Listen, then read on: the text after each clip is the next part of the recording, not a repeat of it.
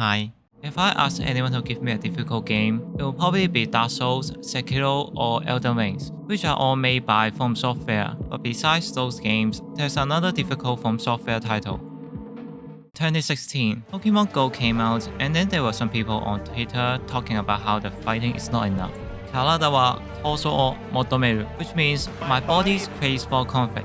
Oh, did I mention it was from Japan Twitter? Anyway, they asked for a game recommendation, and the answer they got? Armored Core. For the past few years, from time to time I will see people on the internet mentioning about Armored Core, about how difficult it is, how it is a bullet hell, the famous reverse controller grip. You thought you are the ace, but you are just a grunt. It have been 10 years since the last Armored Core, and then Armored Core 6 just announced out of nowhere, and everybody went crazy.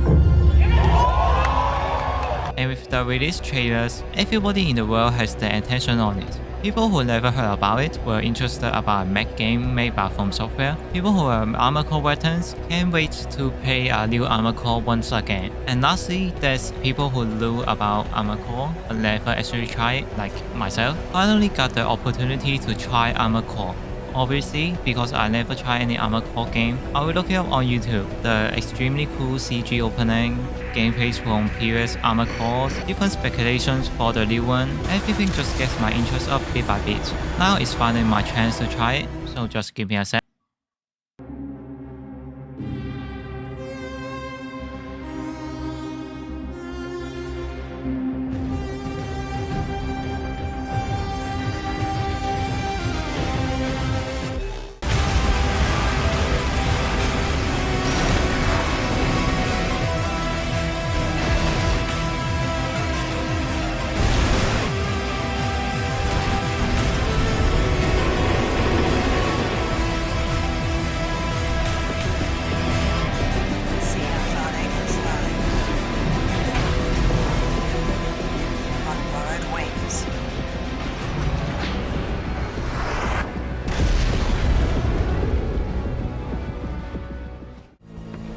The first thing I noticed is the similarities with previous From Software games. The Sekiro stagger system, the huge size and one-on-one boss battle, well, mostly one-on-one, the hard to dodge attacks, and limited healing. I get why there's people who think it's just another Souls game.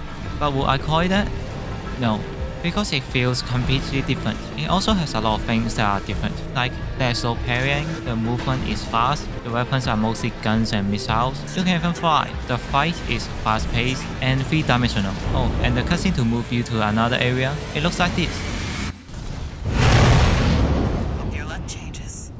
Yeah, definitely not a Souls game. Speaking of which, there are also people who think this is not Armored Core because there's too much changes compared to even just the last Armored Core. That's true, from how it looks, to how it plays, to everything else, but it's 10 years apart. There's gotta be some changes, right? As for the gameplay, as expected from a From Software game, it's pretty hard. I don't know if it is because my version of the game, when I use cannon type weapons, bosses will just dodge it like it's nothing. But from my experience, if you focus on dodging the heavy attacks, which are the ones that goes, and try to remember what kind of attacks the boss has, there's actually a higher chance to get further than you might think. Also, the checkpoints makes everything a lot easier. Every time you die, not only you will get full health and full repair kit, you are even able to change your setup to match what you are fighting against. And that's the fun part about it, trying different parts, trying different builds. Of course, if you just want to be a low bringer, you can just use the OP weapons, like the shotgun or the Gatling gun, and then you can basically get through everything. But besides that, what's also interesting though are actually 3 other things.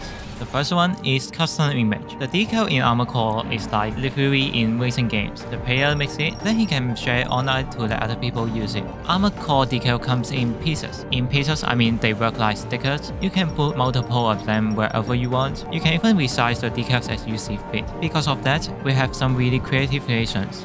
Secondly, the fan art. Those are definitely a surprise.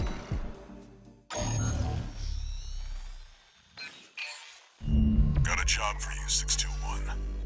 A tradition of Armored Core is that you will never know what any character looks like. Well, actually, this time for the first time in the series, we finally got to see what our protagonist looks like. Look at that.